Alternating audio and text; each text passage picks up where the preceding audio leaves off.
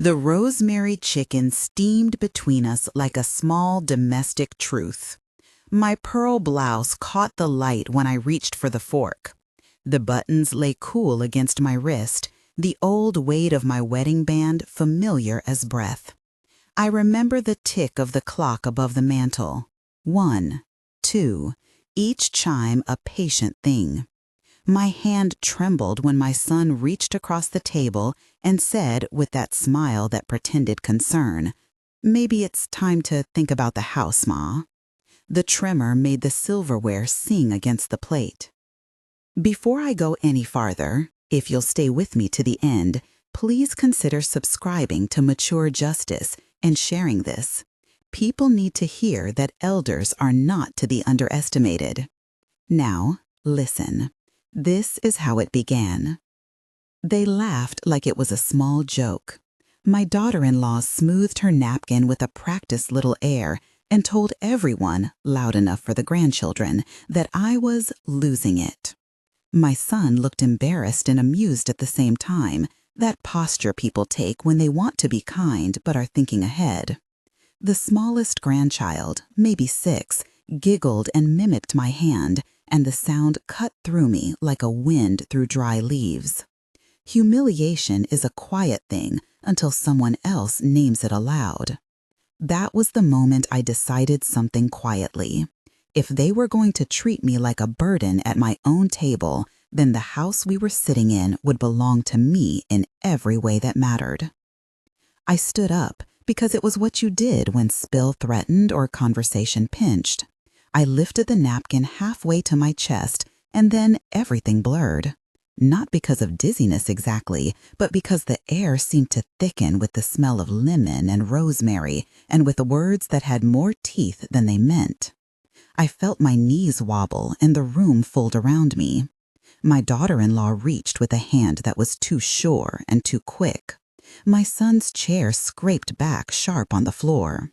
Someone said, "Are you all right?" in the polite way people use for small troubles, and I heard only that their real voices were not for me. Later, at home with my kettle singing, I thought of Arthur. He used to say my hands were stubborn. "They've balanced ledgers when you didn't have a pence to spare," he would murmur, pushing a stray hair behind my ear. Arthur taught me numbers the way some people teach prayer, patient, persistent, full of small rituals. He kept the little book where he wrote down what mattered: the mortgage payments, the yearly repairs, the cost of the roof when the wind took it. After he died, I kept that book. I kept the receipts. I kept the pen. When I say I know the ledger, I mean it like you might say you know your own face. I could tell you from memory which bill was predated, what days the rent came in, which neighbor had paid me back the last of a loan. Maybe that knowledge felt old-fashioned. Maybe it didn't fit the image they had of the woman who poured tea and knitted by the window. But it was mine, and when they laughed, I felt the ledger like a live thing at my fingertips. The next morning, I walked to the bank with the ledger folded under my arm like a small moral weapon.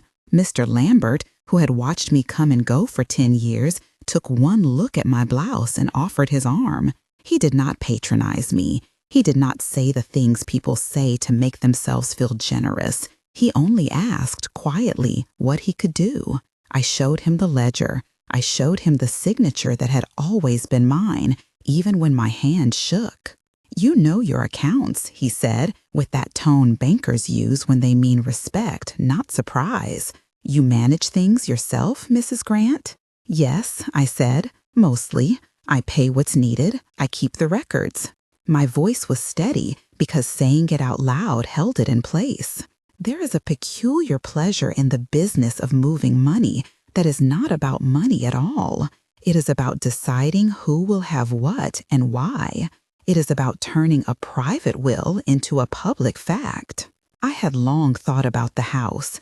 It was what Arthur and I had built, tile by stubborn tile, saving and scraping and promising one another that if one of us had to go first, the other would not have to worry. The house had rooms that remembered shoes, the kitchen whose cupboard doors would always stick in damp weather, a garden that Arthur named when he lived because he insisted a thing deserved a name. My son thought of the house as a promise to be cashed. I thought of it as a duty to be kept. I wanted something that could not be blustered away by a quick laugh at a dinner table or by the loud opinion of a daughter-in-law who mistook impatience for ambition. So I asked Mr. Lambert about transferring title into a trust that would protect the house, allow me to live there, and set conditions for its care after I was gone. Walking out of that bank, folder in my hand, I realized something simple and huge. They could mock my hands and my memory, but the house now answered to my name and my will alone. If stories like this resonate with you, don't forget to support Mature Justice. It helps bring these voices forward. He nodded and called Samuel, the lawyer I had used once when Arthur had a problem with the taxes. Samuel's voice was the sort of thing you could rely on in a room full of heat, cool, precise, and not unkind. There is a moment when dignity becomes a plan, and I remember the way my hand held the pen as I signed the paperwork at the bank. The tremor made the line uneven. It made the clerk across from me glance once and look away. I had expected that look. Some people wanted the tremor to be evidence of incompetence. I wanted it to be evidence of endurance. The clerk stamped. Mr. Lambert folded his hands and said in a whisper so casual it was almost a prayer, "You know what you're doing, Mrs. Grant." I said yes, and I meant it. My son called the transfer a stunt. He came by the house twice after that, once with apologies to his mother in his voice, and once with grievances in his eyes. I invited him for tea both times. The first time he came with grocery bags and that look that says, "You will forgive me because I am your child." The second time he brought friends and a tone like a man making a case to a jury.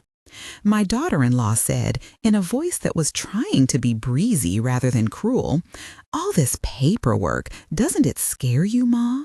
She touched my hand in that way people touch the hands of children or very old people, not the hands of a person who had paid a mortgage and repaired a roof.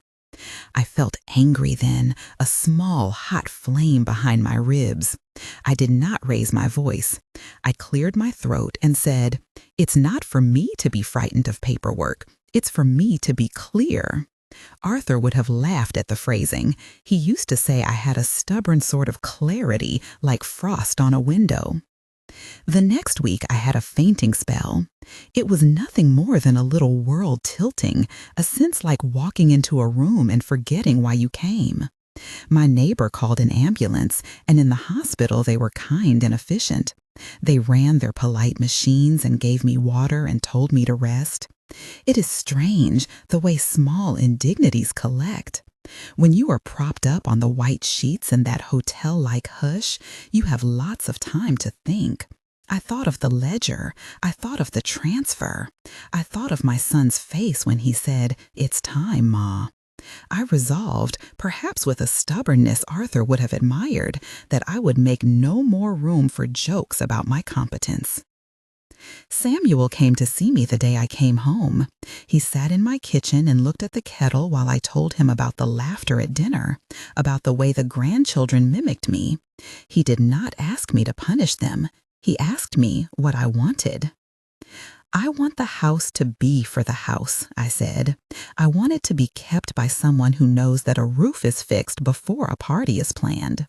I want it for the youngest who has some patience, and for the neighborhood rather than for someone who plans to sell it next week." Samuel had the look of a man who has read many wills and seen worse. He also had the look of a man who understood what a house can be. We drafted papers. We did it with the careful economy of people who have seen how words can move mountains. Samuel helped me put the trust in place so that I retained a life estate, the right to live there as long as I wished, while the trust would govern the disposition afterward. It named a trustee who would be required to consult with the community committee I insisted upon, a small, neighborly thing, so the house would not be swallowed by a quick sale or a quick plan. I wrote a letter to go alongside the legal documents, a plain, firm note that would be read at the time of the will. No sermon, just facts, why I had taken these steps and what I hoped the house would mean. People imagine that lawyers spout incomprehensible sentences in courtrooms, but Samuel wrote in a way that sounded like a man who had been taught by his elders. He wrote the clauses plainly, which I liked.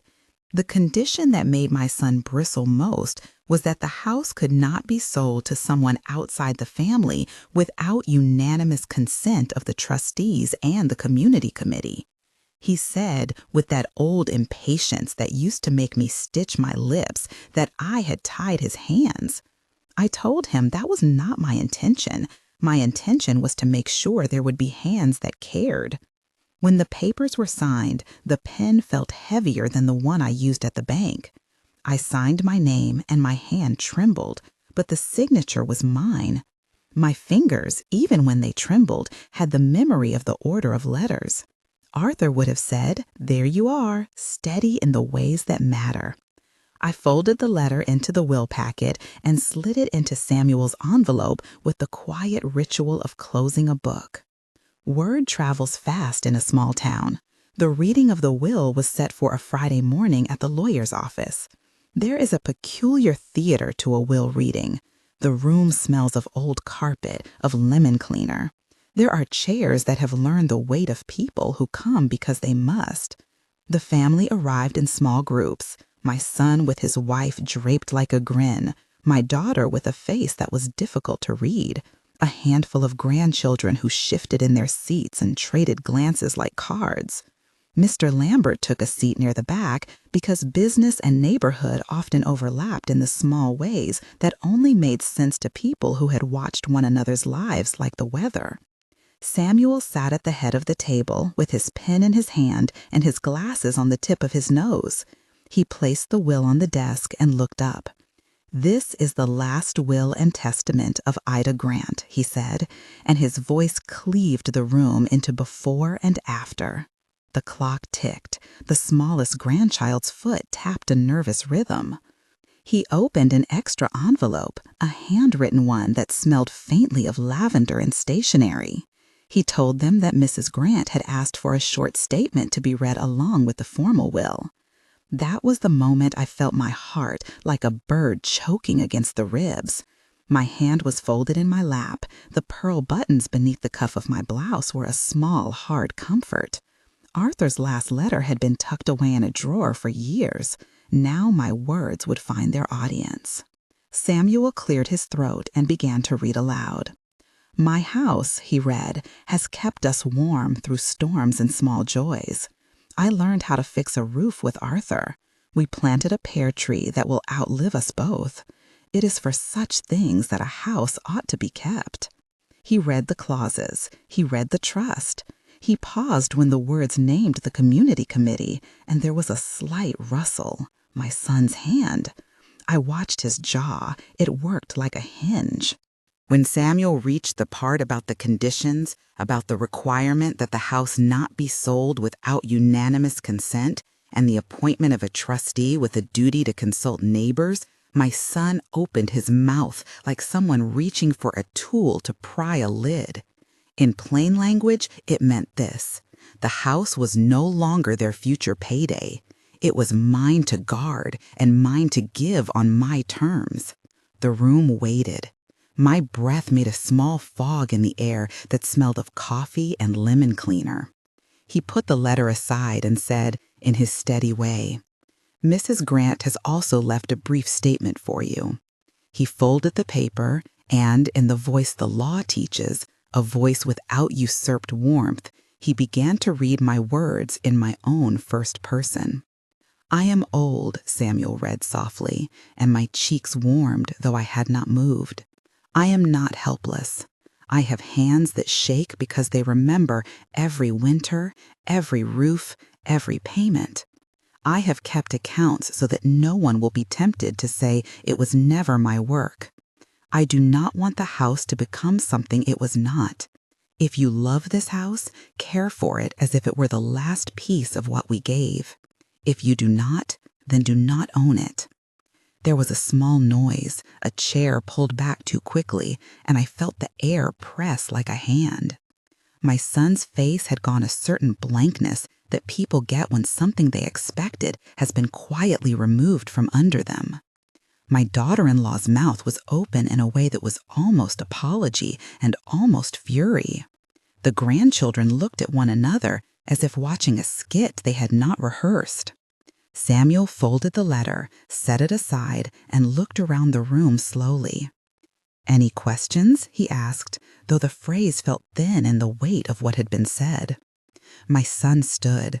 He said his name and then filled the room with the language of grievance. "Nah, you can't. This isn't fair. You're being influenced. You're unwell." He gestured toward the hospital stay as if illness were a proof and not a thing that people recover from.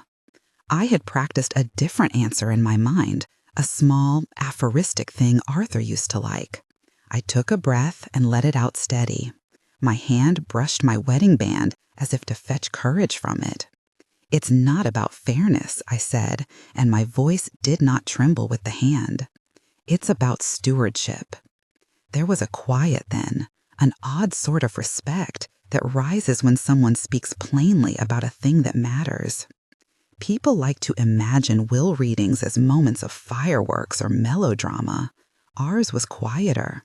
There were some shouts, a sharp, "You can't do this," and then a long, slow conversation in the hallway between my son and Samuel. I sat alone at the table, with my tea gone tepid and the steam curling like a small private prayer.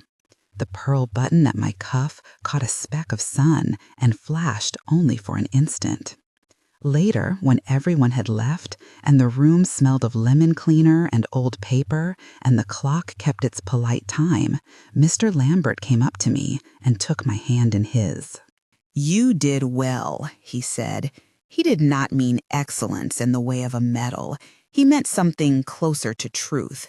You made certain what we already knew, that you were the one who kept these things together. I went home with the house quiet around me and the kettle singing again. The trimmer did not vanish. It moved like the tide along the edge of my hand. But something lighter had come with it, a looseness of chest that felt like a room opened after a long insulation. There were things I could not change. I could not give Arthur back his voice or the way he stooped to cut roses in the garden. But I could decide who would carry the roof when I no longer did. That night I sat by the window with a cup of tea, and the steam fogged the glass in a small, breathy way. The pear tree out front had leaves that whispered, and I remembered Arthur's laugh and the ledger and the pen. I took the pen from the drawer and turned it in my fingers. The trimmer made the ink skip when I wrote on the notepad, an old habit of mine to inventory small things, 1 cup, 2 spoons, the time of day when the light touched the kitchen floor. The act of writing steadied me, not because it made the hand less shaky, but because it named things. When I closed the notepad, I thought of the grandchildren and of the instructions I'd left, that the house must be kept with certain care, that the trustee must be someone who bothers to repair a leak rather than sell the lot. I thought of my son and his impatience, of my daughter-in-law and her laugh that had teeth. I thought of the community committee I had insisted upon, individuals who would be gentle but firm. I thought of how easy it is for the swift to speak over the slow, and how necessary it is for the slow to have a voice. I slept that night with my hand on the quilt Arthur had made. In the morning, the trimmer was no friendlier, but I felt oddly that it had been named. It was not only a weakness, it was part of my story, and I had made it the proof of my endurance. There was, though, one more thing to do. Samuel had told me there might be objections filed. Legal challenges have their slow, bureaucratic patience. A person can live through them as if wading through a winter of paperwork. If my son chose to contest the will, it would take months and money and polite letters that say nothing and sound important anyway. I had the ledger and the bank paperwork and witnesses and a clean trail. I had made my work as transparent as a well-loved window. On the day a tentative notice of objection might arrive, or might not, I sat down to brew some tea. The little kettle shrieked like a bird, and I poured, and the steam rose in a thin, fragrant column. My hand shook as I reached for the sugar bowl, and then, of its own accord, steadied when I thought of Arthur's voice telling me, "Do what is right by your hands." I fingered my pen and considered the clock. Time, in a legal fight, is a patient thing. The first letter came as a polite envelope with my son's signature. He had hired counsel, and the language was the language of commerce and hurt. He demanded evidence of capacity. He asked for an accounting of why certain choices had been made. He wrote that he loved me and that he respected me and that he was saddened. There was, embedded in the respectable prose, a deep impatience. I set the letter on the table and poured another cup of tea. I read it once, folded it, and then called Samuel. He said, as lawyers do, that we would respond and that the law bends toward clarity when there is documentation. I told him I had the ledger at home and a receipt from the bank and Mr. Lambert to testify. "Bring them in," Samuel said, "and bring yourself." I thought of the tremor and I thought of the pen. The day of the hearing, or what passed for a hearing at the lawyer's office, the sort of formal meeting where statements are gathered rather than a courtroom drama, Mr. Lambert sat in the room and watched from his polite chair. The grandchildren stayed away. Some things are too large a landscape for small legs. My son arrived with counsel and with the look of a man who had prepared arguments.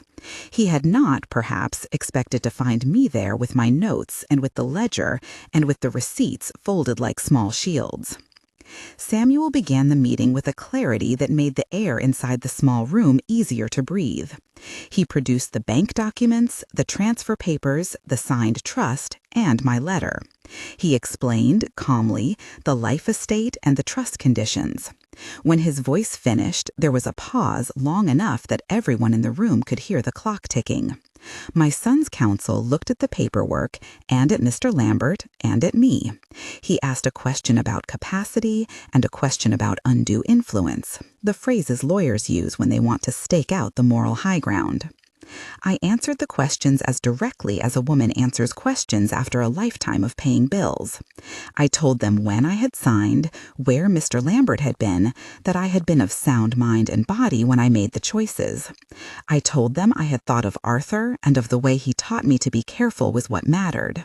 My voice was not loud, it was steady and factual. The tremor showed when I reached for the pen at the table. It made the line of my signature jitter, but the signature was mine. The pen had oversight, the bank had their records. They looked at my hand more than once. People are always looking for something to point to. What they found was a hand that told a life in small, honest marks. A tendon knotted from work, a faint scar from a day when a nail slipped, the softness at the base of my thumb where Arthur once held my hand. These were not excuses. They were evidence of living. Samuel summarized our position, Mr. Lambert confirmed the bank's records, and the counsel for my son folded his paper and sat back.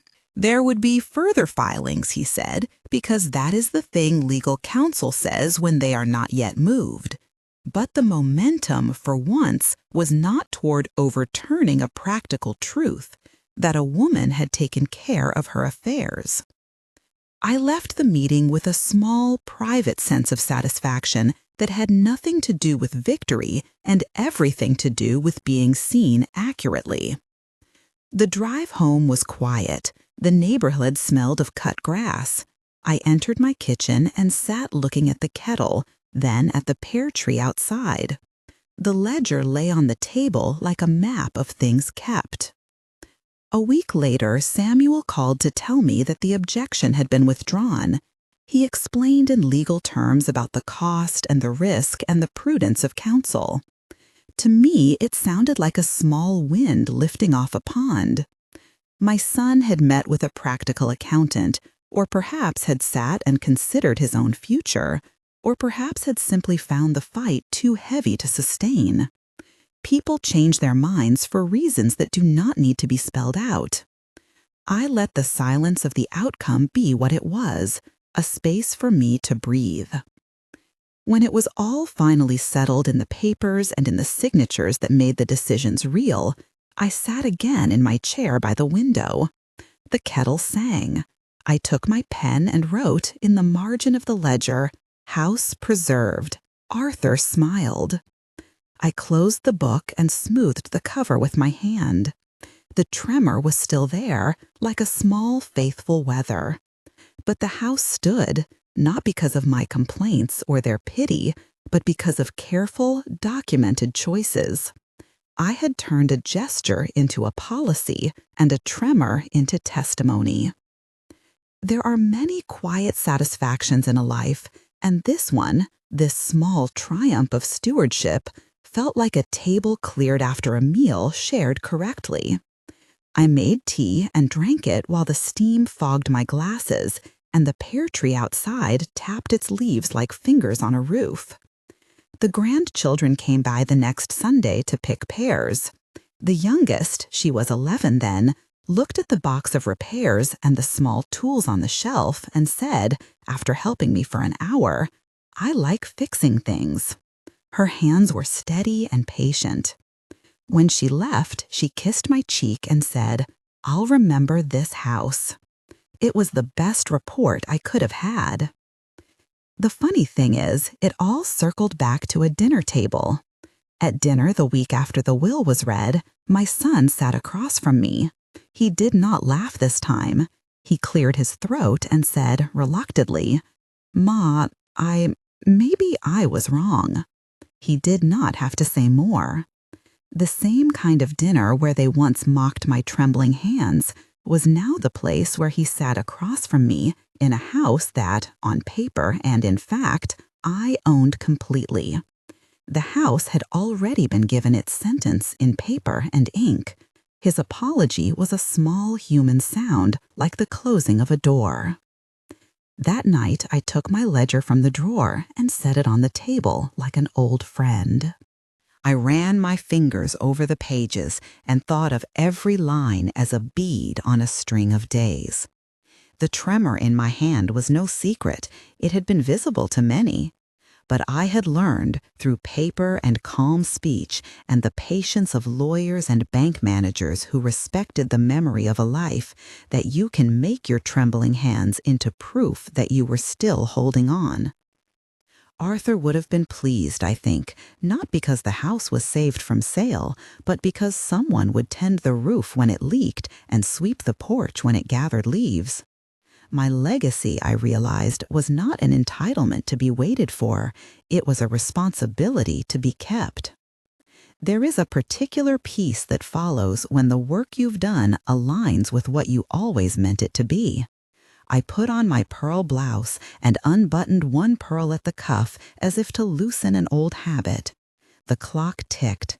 Steam rose from my cup like a small halo, and I felt the tremor move through my fingers. It was not the end of my story. There are always small papers to sign and neighbors to be kind to, but it was the end of a great long thing, the unspoken assumption that old hands are empty. I do not know whether my son will always understand the shape of my choices. Perhaps he will, in time, come to plant a pear tree of his own with the patience of someone who has learned to wait. Perhaps the daughter-in-law will slap aprons on and learn what screws feel like. People are capable of change in surprising ways. For now, I sit and I write and I make tea and I watch the clock. The tremor is a rhythm in my life that names its passage. It no longer feels only like weakness. It feels like endurance wearing the slow, stubborn coat of a life that refused to be hurried into other people's plans. If this story means anything to you, if you carry elders in your life whose competence is dismissed for the ease of others, tell their story. Protect the houses they keep. Speak gently but firmly for the stewardship they have earned. And if you liked hearing this, please subscribe to Mature Justice and share so more people know age does not equal incapacity. We are more than the tremors of our hands. The clock ticked once more, and Samuel, who had been patient and precise through every paper and every pause, had said he would stop by later to check on the trustee paperwork. I folded the ledger and smoothed the cover. Outside, someone drove by, and the leaves on the pear tree shivered. Then came the final quiet I had wanted, a slow breath and the small click of the pen cap as I put it away. I rose and walked to the window, where the late light made the kitchen tiles glow like little coins. The house stood as it always had, stubborn, ordinary, kept. I touched my wedding band and felt in the ring of cold metal the shape of what I had fought to preserve. I let the tremor be part of the story, not the end of it. There was a soft knock at the door before Samuel came in, the kind of knock that belonged to a neighbor who had learned how to be useful without being intrusive. He wore his gray coat and his clarity like a habit. In his hands were a leather folder and a small wooden ruler, the latter something he always carried as if to remind himself that measure mattered in more ways than one. We sat at the kitchen table. The light pooled on the ledger's cover, and for a moment the house held its breath, as though it knew these were the last neat motions of one chapter. Samuel set the folder down and opened it with the same care with which I had folded paper in decades past. He reviewed the trustee documents aloud, slow and steady. The tremor in my hands reflected now in the steady rhythm of his voice rather than in mine. When he reached the clause that named the house's stewardship, he looked up and, without ceremony, said, "This is right. It reads exactly as you meant." I told him, plainly, of the small rules I had left. The porch would be swept in autumn, the gutters checked before the thaw, the pears shared and not hoarded. He smiled in the way of men who had learned not to laugh too quickly at the particulars of other people's care. "We will make sure they understand," he said. "We will hand the ledger to those who will use it." There was a knock again, softer, and full of shoes that had been scuffed by the garden. My granddaughter walked in, hair tied back, hands still bearing the faint dust of the shed. She had brought a small cloth bag with tools, and when she saw Samuel and the papers, she dropped onto the chair as if she had been called from a class. "You fixed the latch?" I asked. "No," she admitted, and then, as if meaning to make amends for the trivial truth, she reached into her bag and pulled out a small screwdriver. "But I can," she said, calm and unembarrassed. Her hands moved like the hands of someone who would become capable by doing. She set the screwdriver beside the ledger as if it were a pin, and for a moment the object looked as dignified as any instrument of governance. Samuel watched her, nodding once. "Teach her the inventory," he suggested. "Let her mark the dates, note the repairs. It will help when the time comes." I found myself surprised at how easy it was to name a successor in practice rather than only in ink. The act of teaching was a handover that did not require anyone's permission but mine. I showed my granddaughter how to cross a date, how to add a line for a new shelf or amended step. She listened with the patience I had once thought was rare in youth, and when she hesitated over the ledger's looping entries, she traced a finger along my handwriting as if reading a map. Later, when Samuel had gone and the kettle had cooled again, my son returned. He carried a small box of screws and a folded cloth. He did not say much at first. His fingers were awkward with the tools, as if they were learning a language lacking in familiar verbs. He knelt by the back gate and tightened a hinge wherein rust had begun to nibble. The sound of metal meeting metal had the ordinary authority of repair. When he straightened, he met my eyes, and there was, in his look, a kind of retreating shore of stubborn pride. "I thought I knew how to do things," he said, "but I had let other people do the doing for me."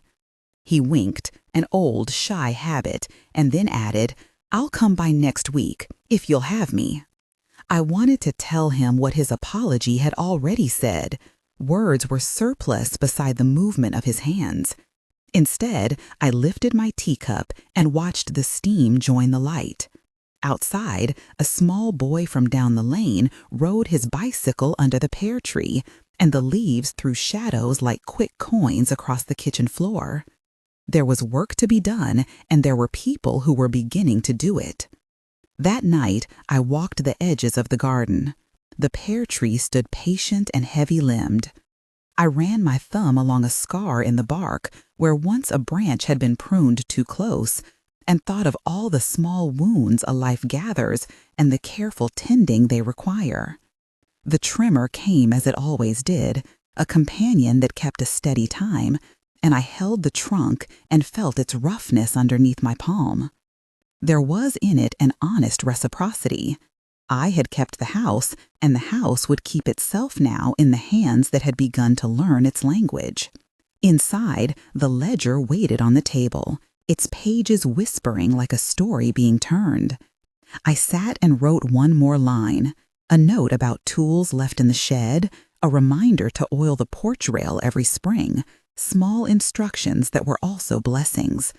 The act of writing steadied me. The tremor threaded itself into the motion of the pen, and for once it felt like a metronome rather than a measure of decline. When I blew out the lamp and climbed the stairs, the house exhaled after me. In the quiet, I could hear, faintly, the movement of other lives settling into their roles. My granddaughter's footsteps in the hall, my son's low hum as he tested the back gate, the distant rumble of a car driving slow enough to respect the street. The house would be tended, the ledger would be consulted, the pear tree would stand. I slept with the wedding band warm beneath the sheet, and woke with the first light finding a bloom at the end of the branch outside my window. It was small and white and certain. I pressed my palm to the glass and felt the tremor answer like a shared pulse. There was endurance in our rhythm, and there was a future that consisted of many small, steady acts of care. I dressed, made tea, and opened the ledger to the page I had left the night before. The pen lay where I had set it, the ink still drying. Outside, the pear tree tapped its leaves in a language only patience fully understands. I put the pen in my pocket, picked up the screwdriver from the shelf, and walked toward the porch with the deliberate ease of someone who has learned that stewardship is not a single grand gesture, but 1,000 little continuities, each one kept because someone decided it should be. I set the screwdriver into the wood with the kind of attention one gives to a small liturgy. The porch rail had loosened where the winter had tugged at its joints. A few screws had backed out, leaving a gap that caught the rain and the sifted leaves in its mouth. I worked slowly, the tremor settling into the rhythm of the turning, my thumb finding the worn place on the handle where my grip remembered 100 such repairs. The nail bed of my ring finger brushed the cold metal, and I felt, absurdly, how the band marked the action as mine still, not merely a memory. My granddaughter came out carrying a mug she had carefully wrapped in a tea towel to keep it from breaking. She set it on the step and watched me with a patience I had come to recognize as her steady way of learning. "Do you want me to hold the board?" she asked, as if offering help were a ceremony she wished to perform correctly. "Yes," I said, and she crouched with the balance of a child who has done something like this before in small ways, propping a loose shutter, steadying a painting when father moved things about. Her palms were warm and roughened where she had been helping with other chores. There were small dark smudges on the nails from the soil in the shed. She fit into the work like a practiced silence. We mended the rail together. There were questions, a screw head rounded and stubborn, a sliver of paint that flaked off under the pressure of the tool, and we answered them by passing tools and patterns of motion back and forth. When the final screw bit into place and the rail sat snug and true, she rested her hand on it and smiled in a way that made the porch look newly arranged, as if a room had been straightened and the light allowed to enter. "Samuel said to show you the ledger," she told me, the mug steaming at her feet. "He wants to see the dates you left for the garden fence." I reached into my pocket and took out the pen I had put there earlier.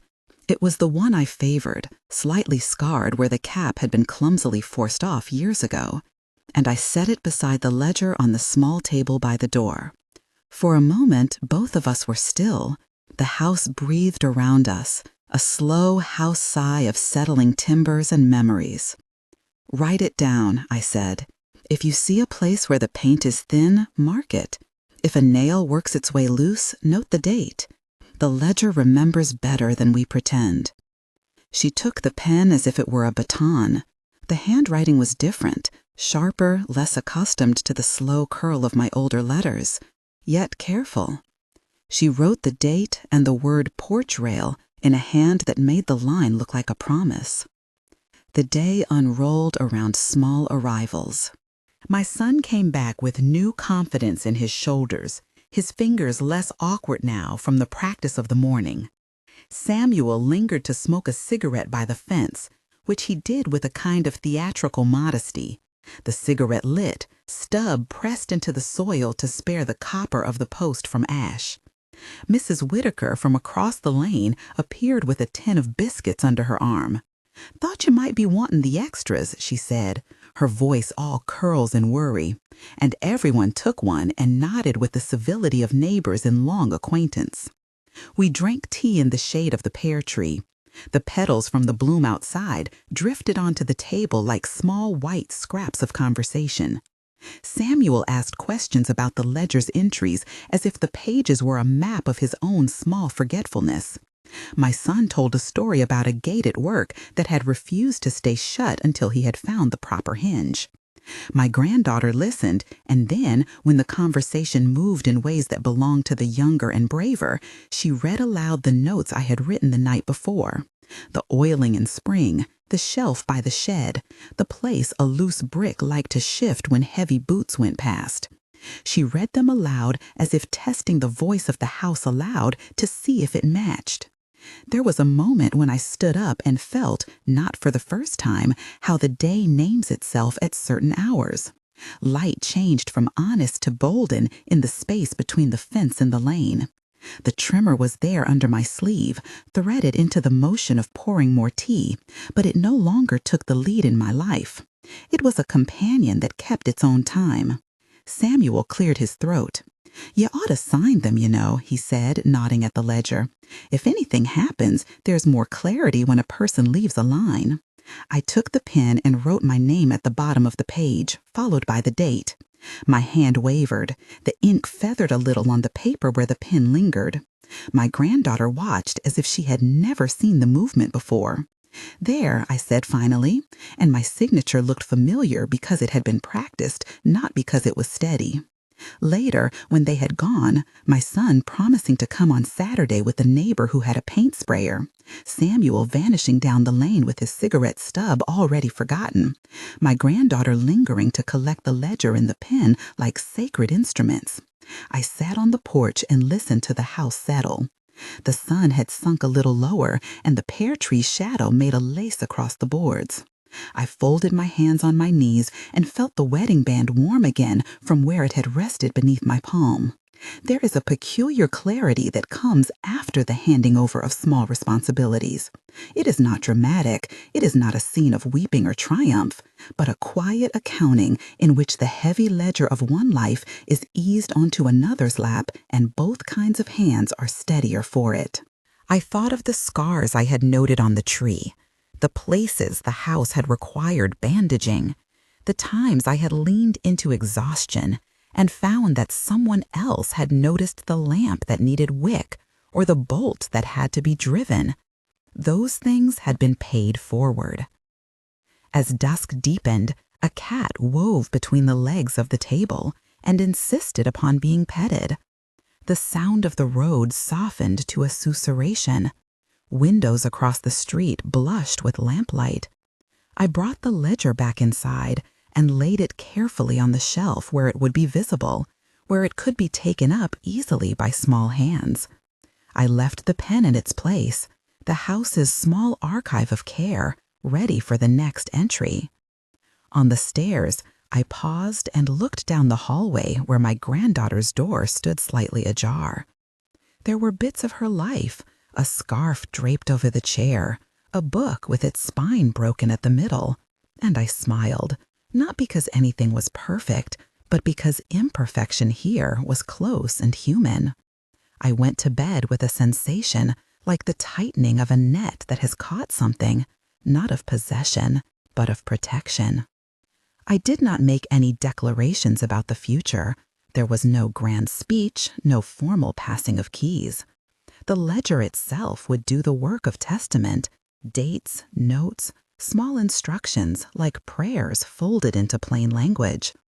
In the morning, I would show my granddaughter where I kept the spare keys and how to read a hinge for sound, how to tell when nails needed coaxing. She would remember some things and misremember others, and that would be the work of living between generations. When I blew out the bedside lamp that night, the house exhaled its usual sounds, the pipes, the settling timbers, the faint creak of a floorboard that objected to being trod on after dark. The pear tree, visible beyond the glass, was a silhouette against the sky, and the bloom at its tip looked like a small saved thing. I held the warmth of the ring against my palm until sleep came, thinking of how the smallest acts, oiling a rail, tightening a screw, writing a note, add up to a stewardship that is less about possession than about passing. I woke before dawn to a hush that seemed as if the world had paused to check its breath. There was mist in the lane, and the air smelled of damp earth and the clean tang of pear leaves. I dressed and went downstairs, the house still in its sleepy geometry. On the table, the ledger lay where I had left it. The last entry waited like an unfinished sentence. I took up the pen and added a line, the time to prune the apple, a reminder that the shed door liked to be shut in windy weather. Mundane things that, when written down, felt like commands to a future that was already arriving. Outside, my son swept the drive. He had come early, his sleeves rolled up despite the chill, and he worked with a deliberation that suggested the morning had organized him rather than the other way around. My granddaughter followed him to the shed with a small basket of nails and screws, and Samuel stood by the fence with a mug warming his hands. I watched them for a long time, not as an owner watching work done, but as someone who had arranged in modest ways for the continuation of a life. The house would keep them, they would keep the house. The ledger would be read and rewritten. The pear tree would throw shade and fruit and a little trouble in its season. When my granddaughter came back and handed me the kettle for tea, I took it and felt the familiar weight, the small ritual of two lives intersecting around a cup. She looked at me and said quietly, "Will you show me how to oil the hinges today?" "Yes," I answered, "and I'll show you where the old tools live and which rust to leave and which to fight. There is an art to knowing the difference." We made tea and sat on the repaired rail, letting our legs dangle over the edge. The street was waking. Someone passed with a newspaper folded under their arm, and a child's laughter chased the morning like a bright coin. It seemed to me then that the ledger was less a ledger than a conversation continued, between one day and the next, between hands and tools, between memory and future. I pressed my thumb against the wedding band, feeling the familiar nick where it had once bumped a step. The ring was a small, private chronology. The ledger was public in its plainness. Between them lay the life I had tended and the life I was handing forward, and neither felt diminished by the act of letting go. When the sun cleared the roofs and the pear tree's leafwork lit up in a sudden green, I rose slowly and went to fetch a cloth to wipe down the porch. My granddaughter took the cloth from me without speaking and began to rub the wood with deliberate strokes. She had learned now the language of the house, how to listen for a groan where a nail was lazy, how to judge a hinge by the sound it made. She hummed a little tune as she worked, and the tune fit the morning like a key fitting an old lock. I sat back and watched them move through the routine of tending, and for a long moment I let the quiet of that scene be its own answer. The ledger, the band, the repaired rail, small things, but they formed a chain. Each link did the work of holding the next. When the kettle boiled again and we poured fresh tea, the house smelled like heated metal and lemon tart. Mrs. Whitaker had sent another tin, and I allowed myself a small contentment that was not grand but real. There would be more days of mending, more entries in ink, more arguments about the right way to sand a step. There would also be laughter, weather, and the plain, steady presence of hands accustomed to doing. I lifted my cup and offered it to my granddaughter. She took it and raised hers so that our cups nearly met. 2 small continuities, she said. 2 small continuities, I echoed, and the phrase sat well in the air between us, like a clean sentence given over to the world. We drank. Outside, the pear tree trembled, and a breeze slid through the lane, carrying with it the smell of wet earth and the faint, stubborn echo of blooms yet to fall. I felt the house steady beneath me and the ledger waiting on its shelf, and I knew that the work would continue in hands that had already begun to learn. The day was full of ordinary vows, and they were enough. And if stories like this speak to you, you're always welcome here at Mature Justice.